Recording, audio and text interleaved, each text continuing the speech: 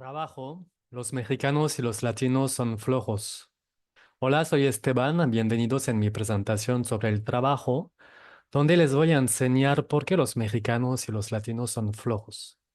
Primeramente, no, falso, ya les veía venir como comentando, ¿quién es ese güero diciendo que los latinos son flojos? No, de hecho, en esa presentación les voy a enseñar todo el contrario, basando sobre mi propia experiencia, pero también sobre datos oficiales que demuestran lo contrario. Pero no solamente eso. Primeramente, perdón por ese título putaclic, así le decimos en francés. Me gusta esa palabra, putaclic. Espero que no me regañe el algoritmo de YouTube por usar esa palabra. Pero así le decimos a los títulos en inglés, creo que se dice clickbait, no sé cómo se dice en español. Pero esos títulos engañosos donde pues está hecho para que la persona que lo ve da clic y al final se trata de un contenido totalmente diferente. Entonces, perdón por eso, pero quédense porque les voy a compartir como todo mi viaje en relación al trabajo. Vamos a hablar de los clichés y quién sabe cómo, pero también voy a incluir unas cosas sobre la inteligencia artificial, artificial que pues he visto cuando hice esa presentación y me di cuenta que la inteligencia artificial no es tan inteligente por el momento. Y además de ser artificial, sí puede ser muy superficial.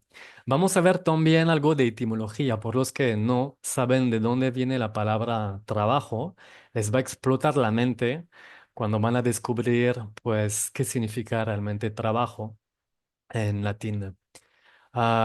Les voy a dar como unas citas que me gusta sobre el trabajo, cosas de literatura, pero nada profundo, la verdad no quiero aburrirlos.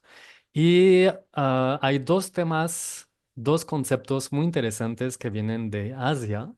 Uno que es el Ikigai, que es un concepto japonés, que yo creo que es algo que puede ser muy útil pues para a lo mejor encontrar un nuevo trabajo o darse cuenta si el trabajo que tenemos es lo que necesitamos para nosotros. También vamos a hablar del Dharma y del Karma, que eran conceptos que ya había escuchado antes, hace mucho, o que me habían explicado mal, o que no entendía, pero al final son conceptos que nos pueden ayudar mucho, igualmente para encontrar como el trabajo que nos corresponde y tomar decisiones muy importantes en la vida. Y finalmente, vamos a tocar la parte que más a mí me gusta en esta presentación, que es el idioma náhuatl, que fue el idioma hablado por los aztecas y que es todavía hablado por como millones de personas. Vamos a hablar de mezcal. Pues, como van a entender en esta presentación, como por qué están relacionados al trabajo y cómo que ha cambiado totalmente mi concepción del trabajo que tenía. Todo ese viaje para llegar a la conclusión que pues los mexicanos y los latinos son flojos. No, pues, o sea, de hecho sí, vamos a llegar a esa conclusión, pero también hablando de etimología, se van a dar cuenta que volteando esa palabra floja, podríamos decir que sí son flojos, pero en un sentido positivo. Entonces, antes de comentarme y querer quemarme en las redes, pues quédense y espero que disfruten esa presentación, ¿no? Vamos a empezar con mis primeras experiencias de trabajo. Yo de carrera, pues soy ingeniero en telecomunicación, estudié 5 años eso. Y la primera como experiencia de trabajo que hice en ese mundo de las telecomunicaciones fue en Malasia. También tuve experiencias en Alemania, en Singapur, hasta finalmente terminar en México. Entonces vamos a ver cómo las representaciones que tenía en cada país y cómo fue la realidad, ¿no? Entonces empezamos con Malasia. Por los que no saben dónde se ubica en Asia, en el sureste de Asia. Aquí está el mapa antiguo, pues igual como está generado por inteligencia artificial, a lo mejor esos mapas no son tan exactos, pero aquí podemos ver como Tailandia, ahí está como Malasia, ¿vale? Está abajo de Tailandia, ahí vemos como Indonesia y Borneo.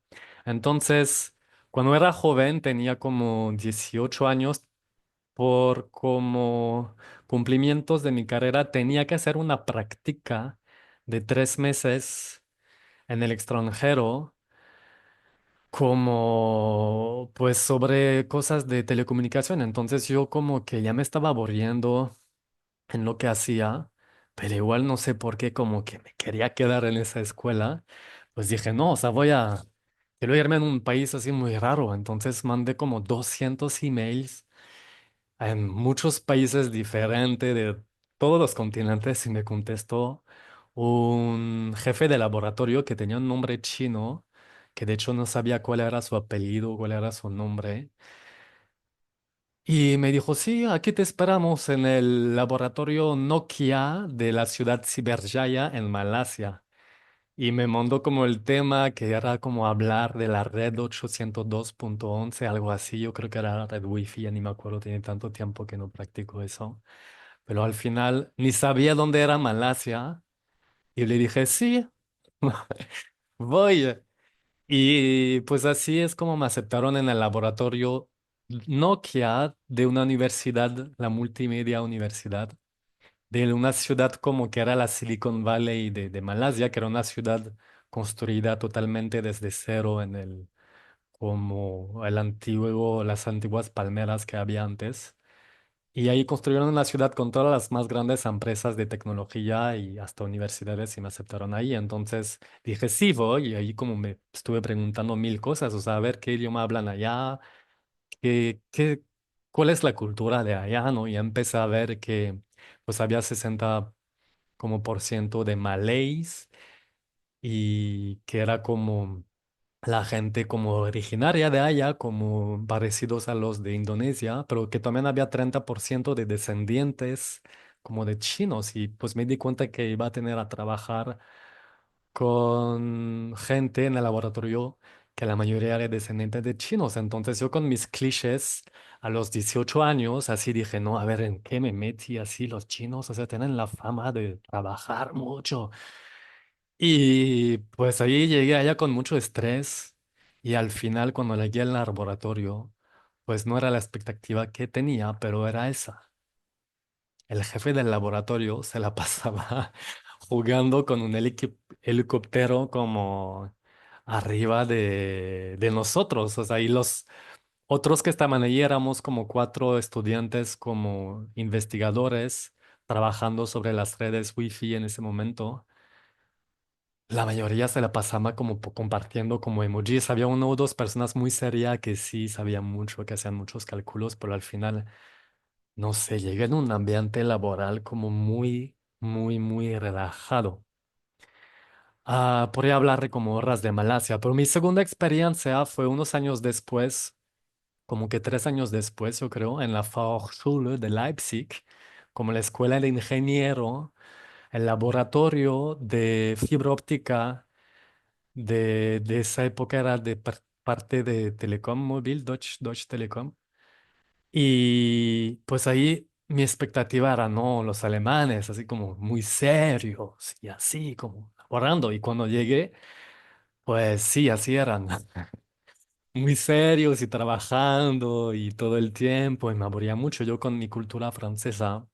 Como que sí, me espantó un poco y aunque amé mi vida en Alemania del Este, hice muchos encuentros muy bonitos, sobre todo con todos esos países del Este, como que Bulgaria, Rusia, Ucrania, que venían mucho a hacer sus prácticas allá también, hice muchos bonitos encuentros, pero en el ambiente laboral sí era muy, muy serio, digamos.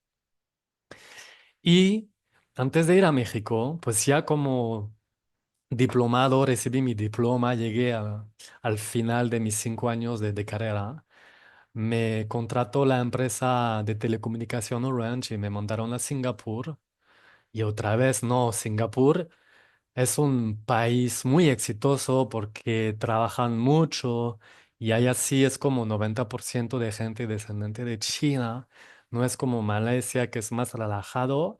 Ahí no, va a ser como un ambiente laboral como muy muy estricto, pasar horas trabajando, hacer código, cosas así. Y la realidad sí era así, pero por otra parte también era así. Como teníamos suficiente tiempo los fines de semana, al final del día o con las vacaciones, de poder como descubrir unas islas o otros países que estaban muy cerca de Singapur y con el nivel de vida que teníamos, porque además pagan bien allá, pues cada fin de semana se podía ir a Tailandia, se podía ir a Vietnam, a Indonesia, a Australia, que quedaba 4 horas. O sea, sí, viajé, pasé como una vida extraordinaria, ¿no? Pero igual como que la vida era muy superficial y siempre tenía el sueño de ir a América Latina y aprender español. Entonces pregunté a mi jefe, oye, mándame a un país así de América del Sur, ¿no? Y yo quería ir a Argentina o a Chile y pues me dijeron, sí, pues no, solo hay como México. Y yo como, bueno, primero pensaba que México estaba en América del Sur, descubrí que estaba en América del Norte, sí estaba medio tonto. O sea, no es que era tonto, pero digamos que nunca me había interesado en ese país, entonces la imagen que tenía era muy de cliché, ¿no? Entonces, pues estaba de Singapur y dije, sí, vamos a México. O sea, si fui a Malasia sin conocer nada, pues vamos a México. Al final a mí lo que me importa es aprender español. Entonces, uf, regresé a París. 12 horas de avión y luego fue a México otras 12 horas, así de la vuelta al mundo. Y llegué a México, entonces, como antes, o sea, ¿cuál es mi imagen de los mexicanos? Como que obviamente era muy cliché. Los sombreros, la moustache, como en francés el bigote, le cactus, le désert. Una imagen, o sea, hasta me da vergüenza. Perdón, así era la imagen. De hecho, cuando hablé de la inteligencia artificial, esa imagen no es que la busqué yo, puse en una inteligencia artificial de Google, puse como retrato mexicano, portrait mexicano en francés. Y me, y me salió esos 4 actores whitezican de telenovela. Y ahí con el poncho, la guitarra, el cactus, y al final me doy cuenta que pues la inteligencia artificial que tanto me daba miedo pensando que va a quitar mi trabajo, a lo mejor se lo va a hacer un día, pero que digo que todavía veo que es igual de tonto que yo sobre pues lo que es para ella un mexicano. Como que pues es una imagen muy cliché, también es muy difícil de representar un mexicano, ¿no? Pero igual. Dije, bueno, o sea, de hecho a mí no era tanto así, no tenía esa imagen de actor de telenovela, porque no veía telenovela, de hecho ni sabía que había telenovela en México. Más bien era esa imagen del mexicano que tenía. Así el señor con el bigote, bien feliz, los mariachis, los maracas, o sea, qué vergüenza, la verdad, perdón por mi incultura. Pero bueno, pues esto también es normal, ¿no? Si nunca ha ido a un país, a tantos países en el mundo, pues no puede tener una idea exacta de lo que es un país. O sea, solo te llega las cosas como de la televisión o esos clichés que te llegan, ¿no? De hecho, ah, en esa representación falta un tema para mí de los clichés en la representación del mexicano que tenía, era la siesta. Esa imagen, si la encuentre poniendo mexicano en Google, o sea, como todavía es una imagen muy fuerte que los mexicanos hacen la siesta. Que de hecho la siesta no es mala, o sea, es bueno hacerla, o sea, te hace más productivo. Pero pues si tú como extranjero dices, no, pues los mexicanos hacen la siesta, pues tú piensas que todos hacen la siesta, ¿no? Ahí les puse una pequeña cita que me gusta.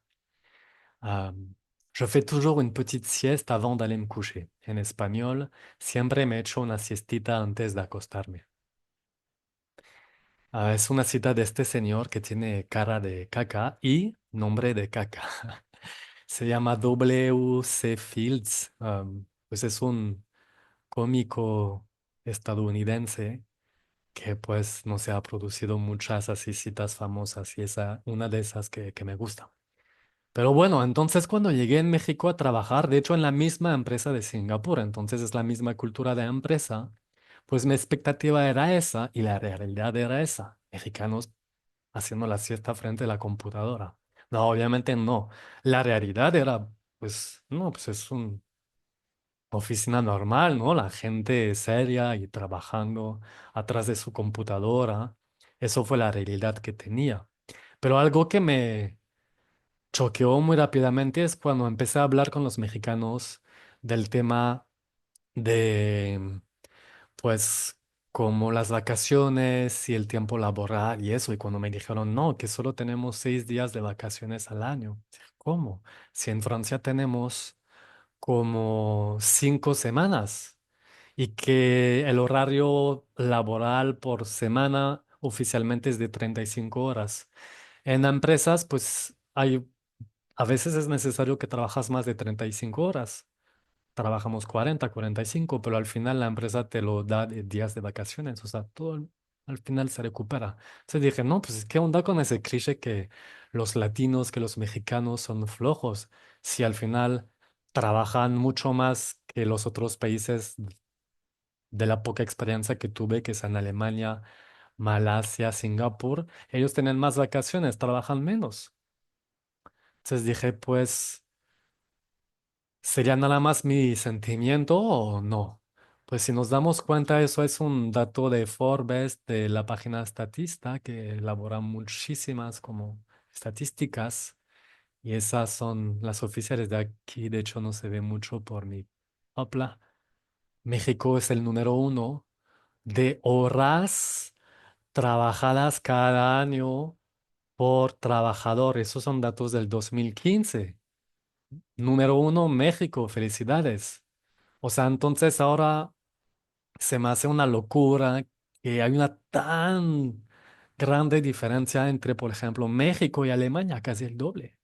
La gente trabaja el doble de Alemania. No es que es un país más productivo y también entiendo que la gente en el trabajo puede ser no tan productiva porque es imposible quedarse productivo tantas horas sin descanso. Llega un momento que ni tienes nada que hacer o que más bien que tu mente tiene que descansar. O sea, tienes que irte de vacación. Entonces, como que se me hace una locura. De hecho, pues dije, no, esa fuente sería seria o busqué otras fuentes donde de hecho vienen más países de América Latina y esta vez empezamos por abajo. Y los 4 primeros países son de América Latina. México primero, segundo Costa Rica, tercero Colombia, cuarto Chile. Son los países de la OECD, OCDE. Como faltan entonces países, entonces a lo mejor que vendrían ahí otros países todavía adelante, como de, por ejemplo, Corea del Sur, que es un país muy trabajador, pero pues no tanto como México, Costa Rica, Colombia o Chile. Entonces eso me impactó realmente. O sea, no nada más era mi sentimiento, pero era pues un dato oficial. Y si vemos los primeros países, los que trabajan menos, y sí, los primeros, porque pues no son porque trabajas más que eres mejor. Al final, cheque en Alemania, Dinamarca, Luxemburgo, Islandia, Suecia, son países que en Francia siempre los ponemos de ejemplo porque son los mejores. Mira, hay que tomar ejemplo de ellos. Hay que como alejar el año de jubilación. Ellos lo hicieron, hay que hacerlo, pero ¿por qué nunca nos enseñan esos datos los gobiernos? Y dicen, no, pues les vamos a dar igual de vacaciones que esos países. O vamos a reducir el tiempo, vamos a controlar el tiempo elaborado, porque en esos países pues funciona y son países de primer mundo, como le dicen aquí en México, aunque no me gusta esa expresión, y les va bien.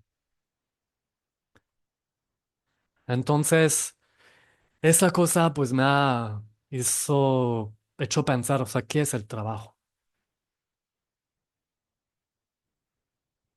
Entonces busqué en la inteligencia artificial. Bueno, en esa época no había inteligencia artificial.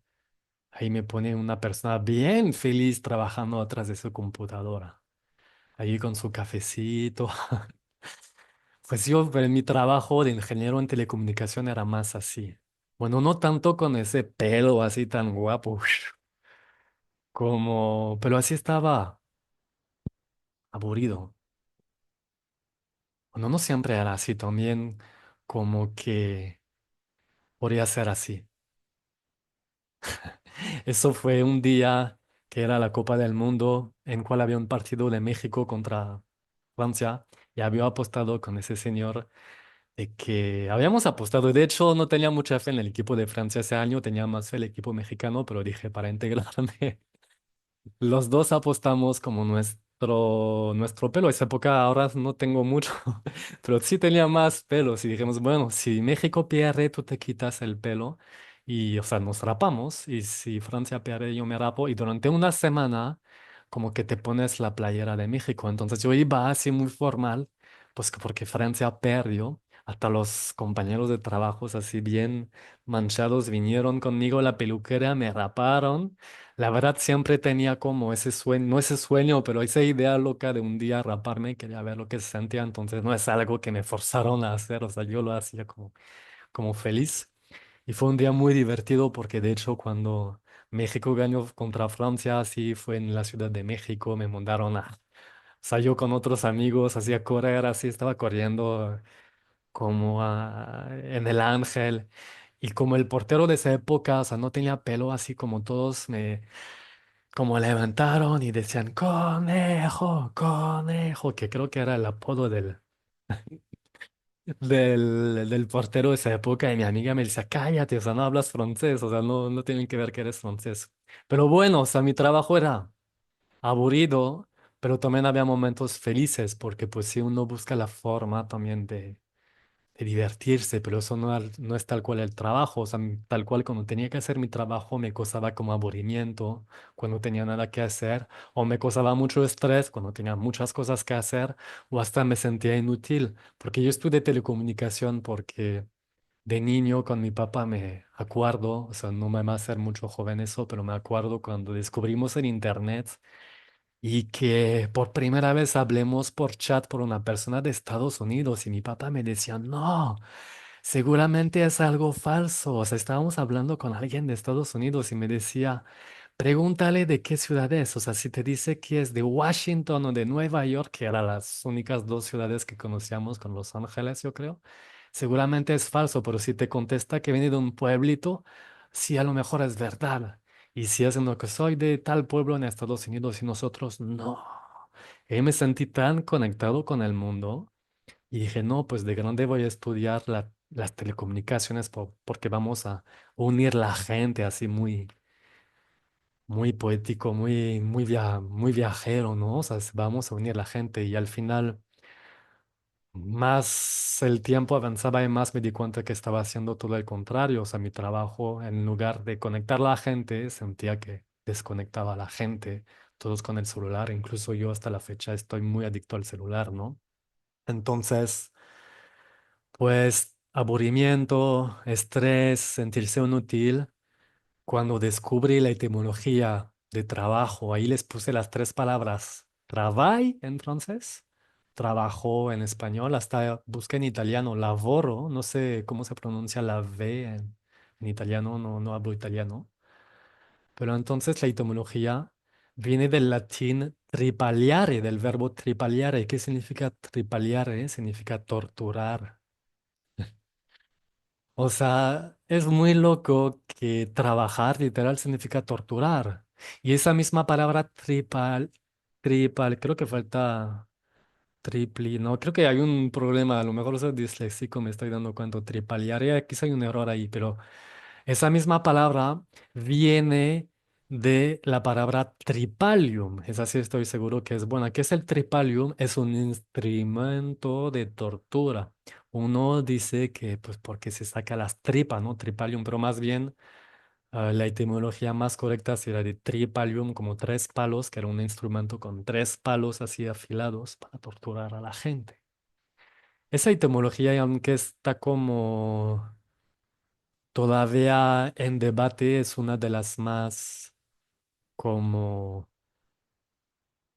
concordadas entre la gente que estudia etimología. Pues al final, aunque no es o es, o sea, si buscan etimología siempre le va a salir eso tripalium y se me hace una locura. Igual En los años, hacia algunos siglos, o sea, ya decían eso los diccionarios, ¿no? La palabra trabajar viene de tripalium, entonces es una locura.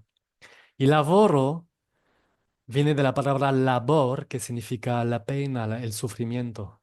O sea, también la palabra italiano es eso. También en francés tenemos esa palabra, la labeur. En inglés, sin labor, usamos esa palabra cuando una mujer va a dar luz y eso pues es un sufrimiento extremo. O sea, sí esas palabras están relacionadas con el sufrimiento. Por eso la sufrían en el trabajo, ¿no? En francés y en español tenemos la palabra collaborer o colaborar, ¿no? Entonces, sí, vamos a colaborar. Yeah. Pero pues, ¿qué es colaborar? O sea, si es laborar es sufrir, torturarse, pues colaborar es como sufrir juntos, ¿no? De hecho, esa imagen, o sea, ¿ustedes creen pues, a lo mejor que busqué así en la herramienta de creación de imagen de Microsoft Bing?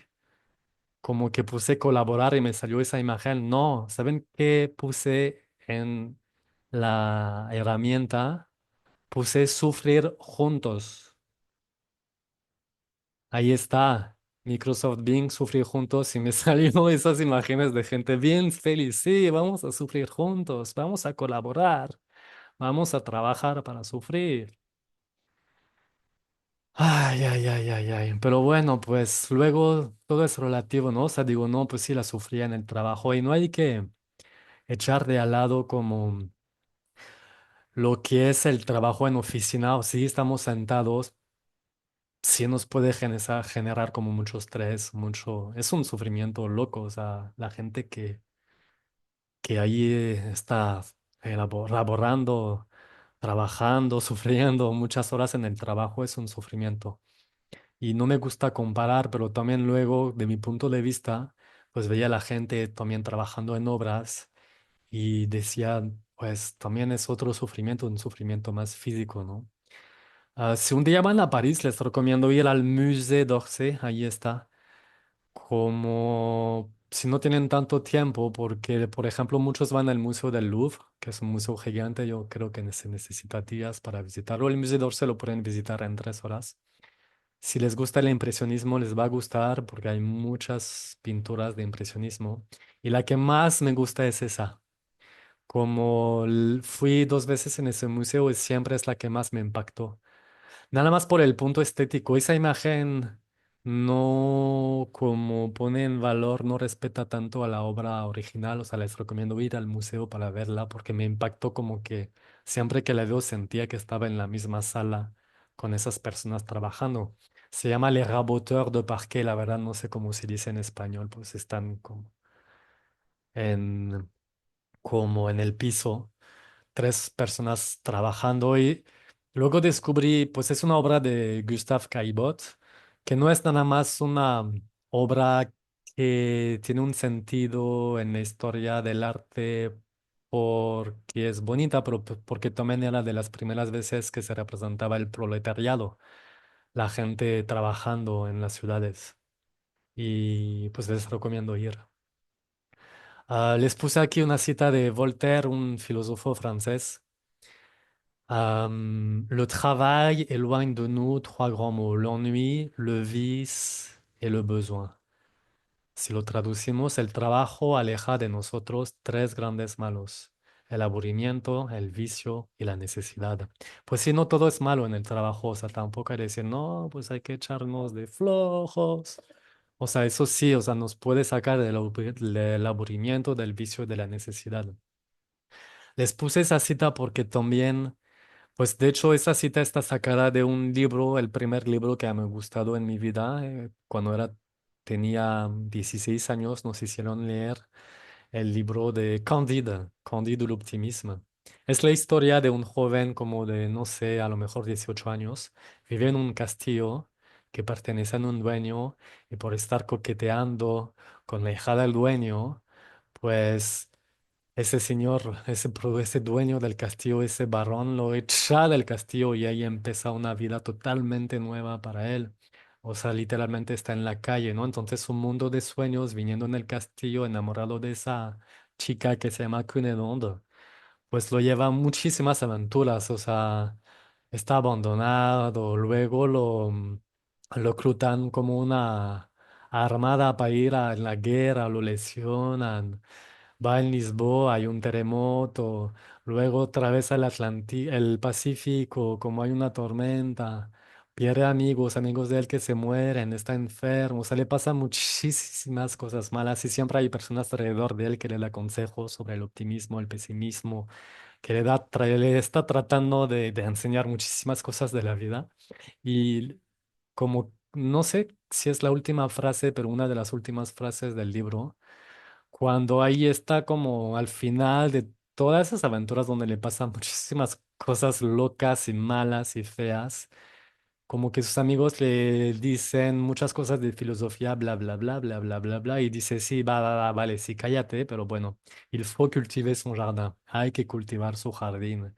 Y esa frase, pues es una frase también que explota en mi mente, que explotó en mi mente en ese momento.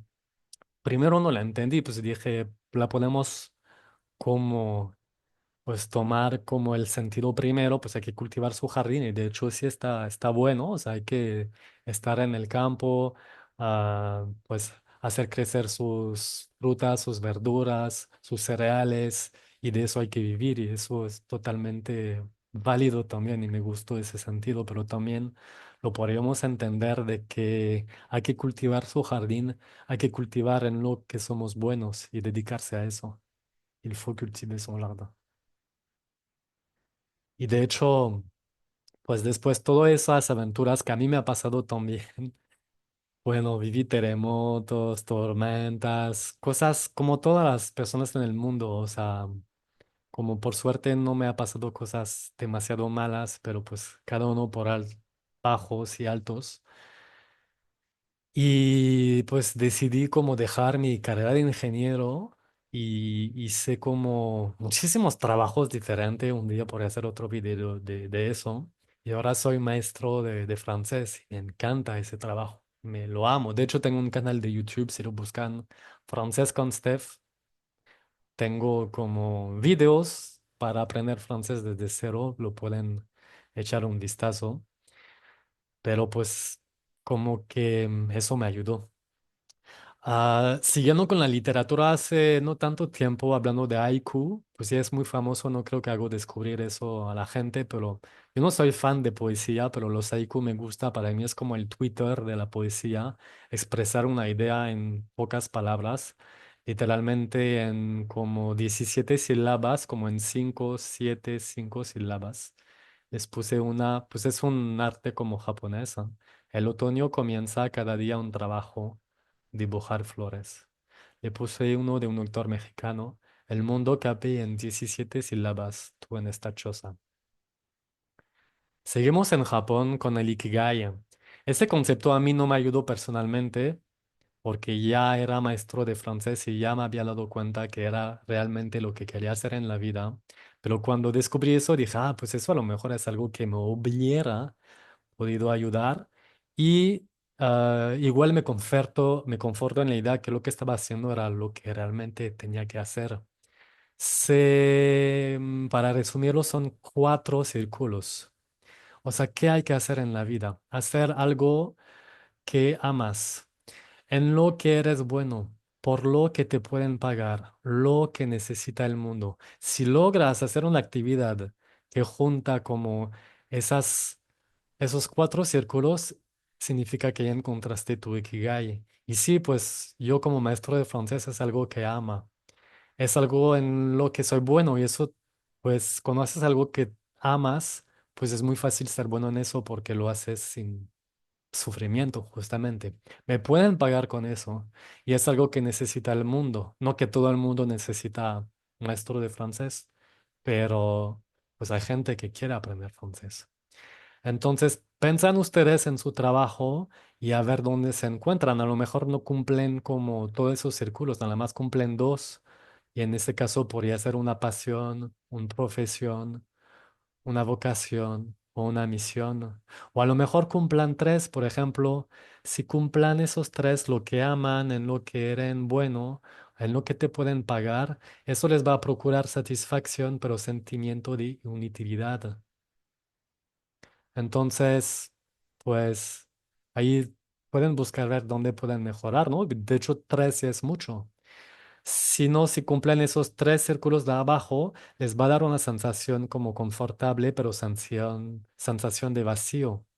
Igual es válido también hacer como sentirse, a lo mejor si no aman su trabajo, pero que les pagan bien, lo necesita el mundo, son buenos en eso y además, regresamos antes, les dan suficiente vacaciones y tiempo libre para que puedan disfrutar la vida, pues adelante, ¿no? No todo el mundo tiene que encontrar su ikigai. Eso es la cosa importante. Pero pues si están perdidos, si están desempleados, a lo mejor buscan por esa forma, sí. O sea, ahora a lo mejor están cómodos, no necesitan otro trabajo. Ahí está otro, si cumplan los de la derecha, pues les va a procurar entusiasmo y complacencia, pero sensación de incertidumbre. ¿Por qué? Porque no son tan buenos en lo que hacen.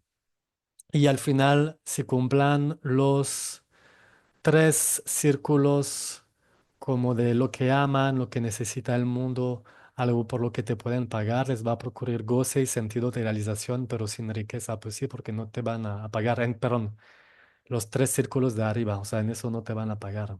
Pero bueno, les dejo aquí, lo pueden estudiar y hacer ustedes mismos sus círculos.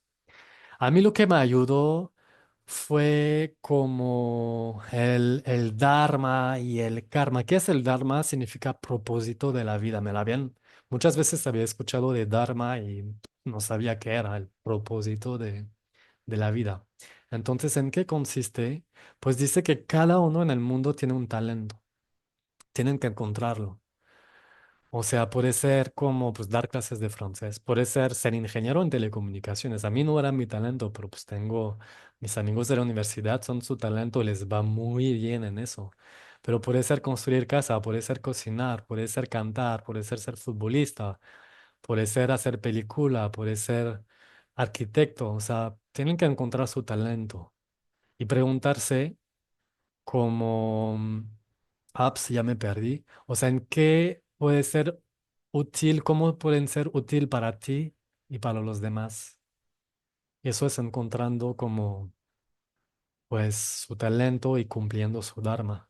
Si cumplen su propósito de vida, pues eso va a procurar felicidades para usted y la felicidad para usted. Si ustedes están felices, pues los demás van a estar felices y los demás pues les van a generar a ustedes felicidades como un círculo. Pues todos estamos felices, sí, colaboramos juntos. En lugar de sufrir juntos, estamos felices todos juntos, ¿no? Ah, también una amiga que es de hecho esa misma amiga que me enseñó del Dharma en un momento que estaba muy perdido en mi vida, pues me explicó más lo que era del karma, ¿no? ¿Qué se trata? Como que o sea, antes tenía una idea falsa del karma, era como, esa persona me hizo eso, espero que le vaya a ir muy mal en la vida, que le va a tocar el karma, así, ese sentimiento bien negativo que al final le genera más sufrimiento por usted por querer el mal de los demás, como si espero que le va a tocar el mal porque hizo algo mal. Olvida, una persona hizo algo mal, pues si alguien es su problema. Pero pues el karma es como la idea de que cada acción, cada pensamiento, cada palabra genera una consecuencia, positiva, negativa, no sabemos, pero trae una consecuencia. Pero al final el karma les puede ayudar en tomar decisiones. Yo vengo de una familia, de una cultura muy racional. O sea, Dios no existe, solo pensamos con el cerebro. Entonces, toda mi vida tomé decisiones con mi cerebro y al final como pensando horas y horas, no durmiendo y pensando días y días, no, si estoy tomando la buena decisión o no, ¿qué hago? Si está bueno o si no está bueno, no sé. O sea, me estaba estresando muchísimo porque solo estaba usando mi cerebro. Y muchas veces en mi vida, por ejemplo, cuando renuncié de algunos trabajos de ingeniería más joven o como que lo que pasa es que renuncié, pero explotando las cosas. ¿Por qué? Porque mi cuerpo ya no podía más. O sea, al final ya era mi cuerpo que decidía. Entonces, escuchaba mi cuerpo, pero no hay que esperar que explotar. O sea, antes de tomar una decisión, tienen que escuchar su cuerpo. Ya, olvidan el cerebro. Cada decisión importante, ¿no? Si tienen que comprar 1 kilo de limón o medio kilo de limón, ahí no, pues usan su cerebro, ¿no? Pero una decisión importante, o sea, tengo que dejar ese novio, o tengo que dejar ese trabajo, tengo que tomar ese trabajo. Piensan en qué va a pasar si toman esa decisión. El cuerpo es muy sencillo, o sea, tiene dos sensaciones, cómodo, incómodo. ¿Me siento cómodo o me siento incómodo? Piénsanlo cuando van a tomar una decisión. ¿Me siento cómodo o me siento incómodo? Si piensan que se sienta aquí en el corazón. Y la verdad es una locura y no lo hago demasiado, pero como que al final, digamos que el corazón piensa. Y para mí también fue un descubrimiento porque hasta la fecha soy una persona muy, muy racional, pero a veces hay que saber escuchar su cuerpo y escuchar como su corazón. Y eso, pues, digamos que me ha ayudado en varios proyectos. Uno de ellos fue el mezcal y ahí vamos a hacer otro viaje. Como un día que estaba sin trabajo, pues porque justamente había renunciado a mi carrera de ingeniero, había renunciado a mi trabajo, pues lo que tenía era como tiempo, lo que no tenía era dinero, pero una vez con un amigo, pues nos encontramos y pues los dos teníamos idea como de hacer un proyecto como de emprendedor. Y entonces fuimos a juntar ideas y así dijimos, no, pues vamos a hacer una empresa que ayuda a los artesanos a, que producen máscaras, porque esa época como ese amigo que tenía familia que venía de Guerrero, pues se había hecho viajes allá y se había dado cuenta que había muchos artesanos que hacían máscaras. Dije, pues sí, las máscaras están buenas, ¿no? Hacemos un viaje allá. Hicimos un viaje, encontramos muchos artesanos, nos traemos máscaras, pero nos dimos cuenta que muy rápidamente que era muy difícil como trabajar con máscaras, ¿no? O sea, la idea era como venderles a un buen precio para que todos estemos felices, que nosotros ganamos un poco, pero que los artesanos estén pagando un precio justo también sin la necesidad de viajar hasta la Ciudad de México.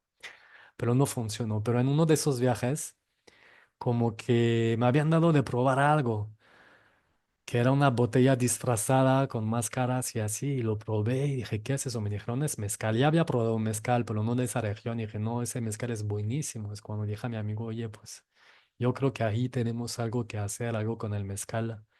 Y entonces hicimos otro viaje, pero esta vez nada más para probar muchos mezcales diferentes y encontrar el mejor mezcal y como proponer algo a la gente, ¿no? Entonces hicimos un viaje ahí por Guerrero, ese estado como central de México, más en el sur más bien. Y como que en uno de esos, como que ahí nos encontremos un mezcal que nos encantó. Y entonces dijimos, ¿quién produjo ese mezcal? Hay que buscarlo, ¿no? Igual estaba en una botella así de vidrio sin etiquetas. Queremos conocer a la persona que hace mezcal, que hace ese mezcal. Y entonces así nos dijeron, no, tienen que meterse en tal lugar, tal lugar, tal lugar, tal pueblo, tal pueblo. O sea, en un lugar muy complicado de llegar, ¿no? O sea, de hecho, para llegar, o sea, teníamos que ir por la autopista y de repente de la nada, pues sin señalamiento ni nada, hay un camino que se abre medio secreto y entras por una ruta y vas a subir por la montaña por ahí de Chilpancingo. Teníamos bastante como aprehensión, un poco de miedo esa época porque justo había pasado lo de la matanza de Ayotzinapa y estábamos en esa región y entonces pues teníamos mucha preocupación porque era una zona peligrosa. Es una zona peligrosa. Pero pues queríamos conocer ese mezcal y esa persona que hacía ese mezcal. Y entonces me acuerdo perfectamente como tomando esa pequeña ruta, pues no tan bonita, la carretera, pues sí había más baches, más terracería, pero lo que sí había varios campos de maíz y muchos magueyes, muchos agaves. Y hay algo que me marcó en ese viaje. Cuando llegamos en el pueblo, lo primero era que pues varias casas eran de adobe. No es lo que me da risa, me encantan las casas de adobe, pero que eran los burros se comían las casas. Los burros así estaban lamiendo y comiendo literal las casas de adobe. Dije, no, ¿qué onda? O sea, como que eso como me marcó.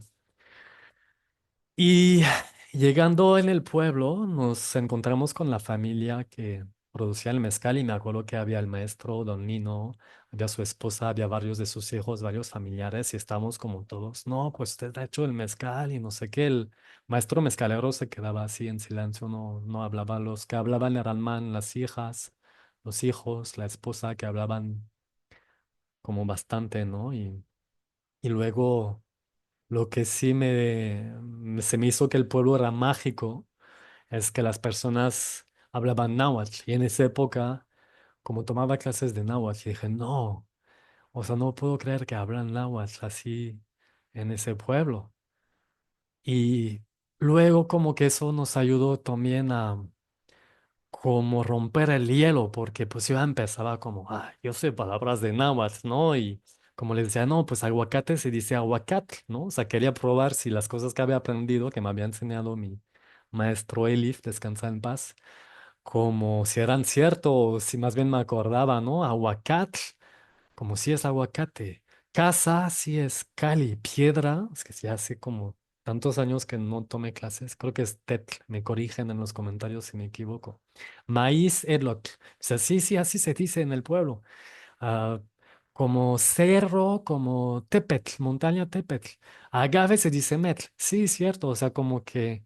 Y eso nos ayudó a relajar porque, pues, como que sentíamos que éramos muy tensos porque la familia nos dice, no, es que tenemos miedo que nos vengan a matar.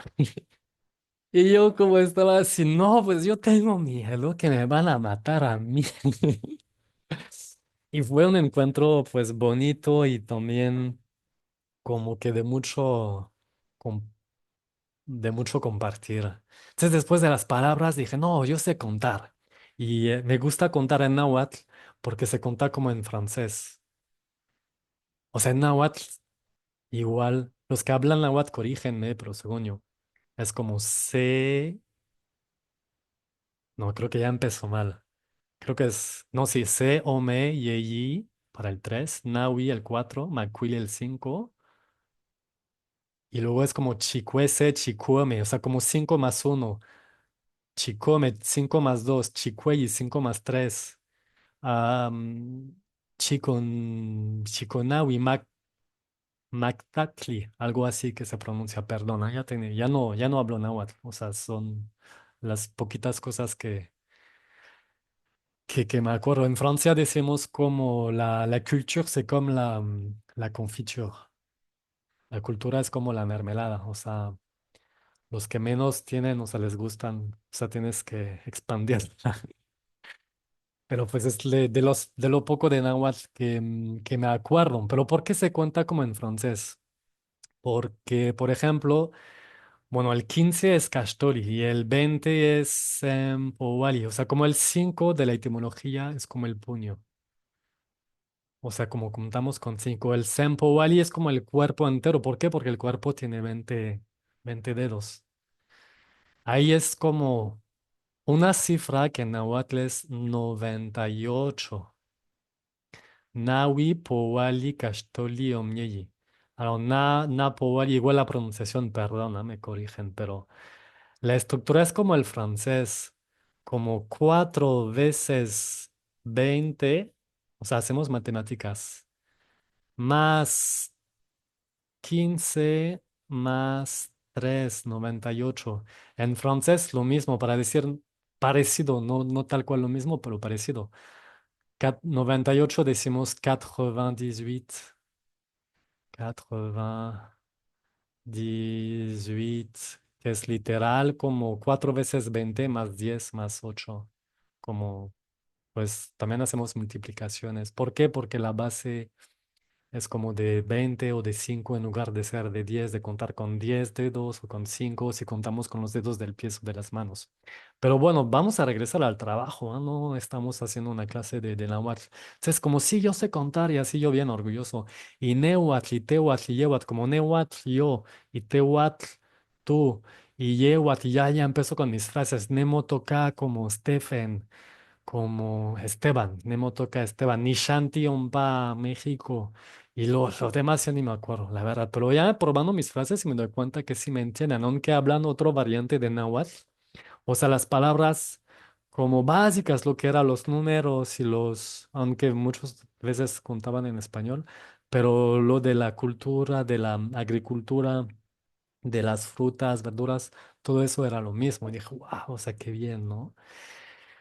Y luego dije, a ver, ¿cómo se dice trabajo? Y entonces, pues es que la verdad, el maestro mezcalero casi no hablaba español. En la época ya hablaba un poco mejor, entonces su idioma principal es el náhuatl. Entonces, como la familia, no, pues, ¿cómo dices trabajo?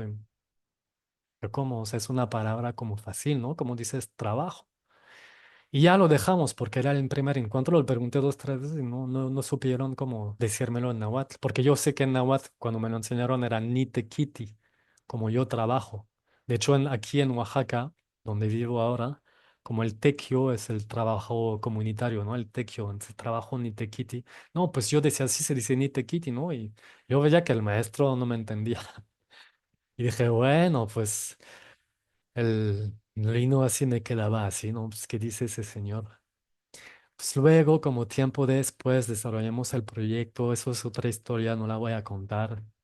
Pero a lo mejor 6 meses después o hasta un año, 2, 3 años después, dije, no, a ver, o sea, a lo mejor la vez pasada no entendí bien. Don Nino, ¿cómo se dice yo trabajo? Y otra vez, o sea, ¿cómo se dice trabajo? Me está viendo así. Y, o sea, meses después dije, no, a lo mejor como que no me hice entender bien, o sea, porque otra vez había hecho como todos mis conocimientos de náhuatl y me decía así, eso se dice así, así. Cuando decía la palabra trabajo, perdido. Y decía que Don Lido, o sea, no trabaja o que no pensaba eso, obviamente, pero pues era como algo como, pues raro, ¿no? Y luego, pues dije, no, pues vamos a preguntarle más bien el mezcal, ¿cómo se hace? Lo mismo, en la época hace mucho tiempo no sabía cómo se hacía mezcal, pero luego, pues todos así, los que trabajan en el mundo de mezcal, los como los quimistas, los mezcalier, los biólogos, o sea, todos, no, pues el mezcal tiene que pasar como por un proceso de fermentación donde los azúcares se transforman en alcohol y luego un proceso de destilación donde lo que has fermentado lo vas a poner en un alambique y así se hace el mezcal de una manera resumida, ¿no? De hecho, en los grandes alcoholes como el tequila, el whisky, el vodka, todo eso pues ya son máquinas, ¿no? O sea, grandes alambiques de una sola destilación, le ponen play y pum, se destila, ¿no? Entonces llegué y preguntaba como a la familia que lo traducía al don Lino, al maestro, oye, pregúntale a tu papá cómo se dice fermentación, cómo se dice destilación. Y otra vez, no, o sea, no tenían una palabra para decir fermentación ni para decir destilación. Porque yo quería, pero en la presentación de mezcal, como dice, no, pues en el pueblo se habla náhuatl, o sea, para de usar como palabras latines, o sea, vamos a usar la palabra náhuatl y va a ser como más en relación a lo que realmente se produce, ¿no? Y luego entonces dije, no, pues ese señor no sabe, o sea, ni cómo se dice el trabajo, no qué es fermentación, no sabe qué es trabajo, no sabe qué es fermentación, no sabe qué es destilación, o sea, entonces le dije, ¿cómo se hace el mezcal? Y ahí me acuerdo que ahí pasé media hora anotando.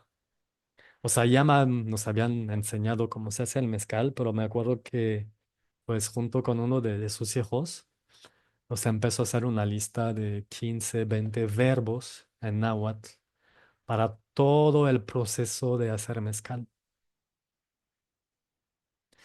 O sea, el mezcal no es solamente hacer una fermentación o una destilación, que son procesos muy pasivos. La fermentación es la planta que se fermenta en el agua, la destilación es como la olla que destila y ya agarras mezcal, es algo muy pasivo, un concepto muy occidental de hacer el alcohol.